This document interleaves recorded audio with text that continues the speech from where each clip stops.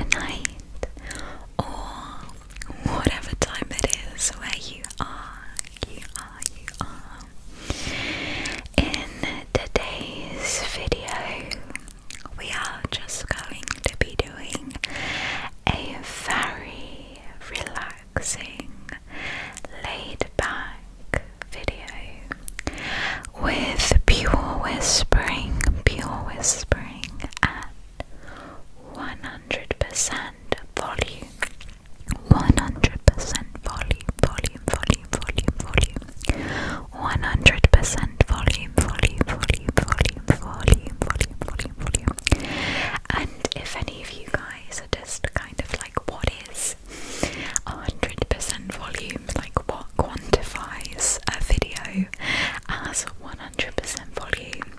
I'm gonna tell you the secret. So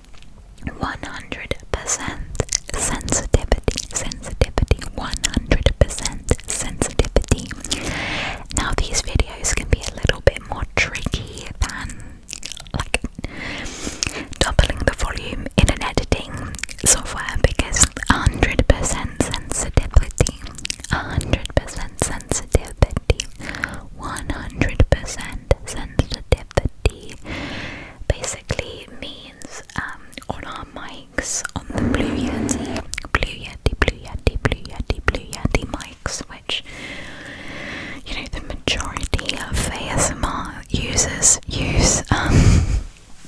There is a setting called gain, and I'm not going to lie, and I'm not going to pretend that I am an expert. I'm not going to pretend that I am an expert, because I'm not. But gain, I think, is like another term for volume slash mic sensitivity. I think mic sensitivity is like the more correct term rather than volume. And if you turn the gain up very high, the Blue Yeti becomes extremely sensitive, So not only is the resulting audio very loud, it's also very sensitive, I guess. So for example, if you have the gain extremely high, you can hear breaths a lot more. So if I were to have the gain at 100% sensitivity, which I do not for this video, but if I were, I would have to be careful breathing in. I would probably have to take my head away from the mic and breathe in and breathe out, and then go back to the mic like that, because if the gain was extremely high, all you would probably hear is me like and it would be really creepy. It probably would not be relaxing in the slightest. So yeah, that's my pretty awful explanation as to what the type of videos are. Wow, I spoke about that for a very long time. I'm sorry guys, I spoke about that for a very, very long time. That was probably like a little bit boring, but hopefully it was relaxing nonetheless. Hopefully it was relaxing nonetheless.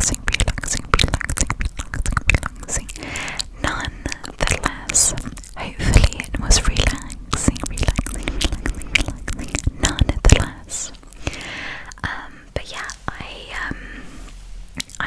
I've been kind of lax with filming recently, and I've been so busy. I think that's why I feel a bit disappointed that I haven't done loads of videos for you guys, but I have tried to kind of keep semi-regular uploading. I have taken a break now off of work, so I am finished. I am now finished with work for Christmas, which is nice. I have decided to take a good 2 weeks off, which I'm really looking forward to. I'm very lucky and grateful that I can take time off that I want. That makes sense. So if you weren't already aware, I'm sure I've said it, I think, but I am essentially self-employed now, so I am lucky and I can take off time whenever I want. However, I will not get paid, so I am taking 2 weeks off, but I will not get paid at all for that. Whereas for example, my boyfriend gets 2 weeks off work completely paid, which is crazy. Obviously that's great, but yeah, that's baffling. He'll be off for 2 weeks and getting paid as normal. So I will be very not doing anything in January because I will have no money. But that's fine, I don't mind. I value the time and time with my friends and family over money, so I will have enough to pay my rent and that'll be fine. But yeah, I'm just looking forward to kind of resting a bit. I love my new job, I really like it, but it is obviously a job like any other job. It is still tiring, still demanding. So yeah, I'm just looking forward to relaxing and eating loads of good food and just watching Netflix. That reminds me, I I literally just did a Netflix recommendation video. Yeah, my last video was a Netflix recommendation, I think. I don't know. But my boyfriend and I have just started re-watching The Witcher. Now I know The Witcher is like a super popular show, and it came out, well, the second season has just come out, but it's been out for, well over a year, the first one, and very, very popular. My boyfriend and I watched it as soon as it came out, but we could only get to like episode 3, and both of us hated it. Like, we hated it, and we were both so surprised, because when The Witcher first came out, everyone was like, oh, it's like Game of Thrones, it's like that very similar vibe, you'll love it. It's like it's like the Vikings, like the Last Kingdom, like that kind of vibe. And my boyfriend and I love those shows, so we were so excited to watch The Witcher, and we just hated it. So we didn't watch it, and then last week we were like, should we just try again? Because the new season came out, and my boyfriend's brother is such a big fan. He's like read the books and stuff like that. So we were like, okay, let's start again, and we really like it. It's clicked this time. So I think it's one of those shows like Game of Thrones, exactly like Game of Thrones. Like, you really have to pay attention. It is not an easy watching show. It's an hour long, and you have to sit and you have to watch and consume everything. I remember when I first started watching Game of Thrones, I was very late to the party. I think I started watching just before season 7 came out, so I was really late to the party. And the first season I really kind of had to force myself to watch, because I was like, what is going on? Because those kind of series have so many different characters and plot lines, it is very hard, for me anyway. Other people might find it easy. It's very hard to kind of keep on top of the stories and stuff. So The Witcher is very like that, but for whatever reason, my boyfriend and I really enjoyed it this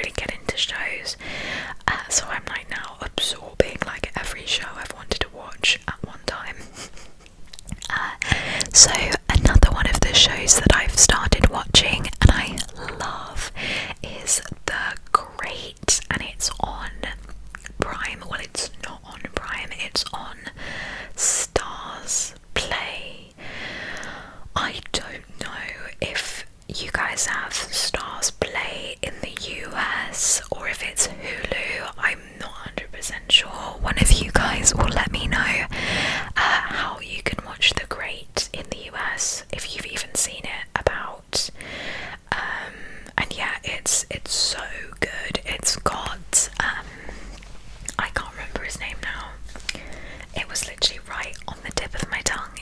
A really great actor. He's very funny, and it has Elle Fanning in it. So Dakota Fanning, Elle Fanning.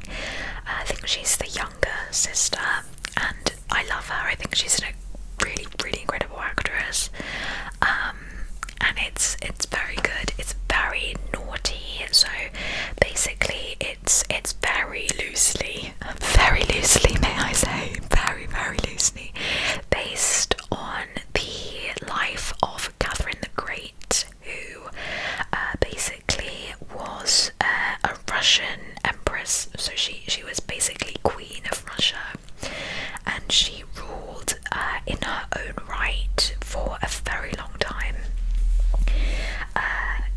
And she's gone down in history as, you know, one of the greatest female rulers of kind of the early modern Renaissance kind of period. And yeah, it's very, very good. I really enjoy it, to be honest. I actually never studied Catherine the Great, which is a shame because, you know, by all accounts, she was a very, very interesting woman, very powerful.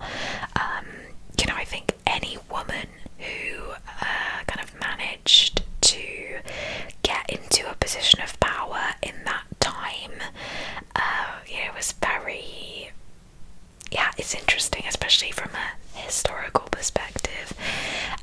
I've studied,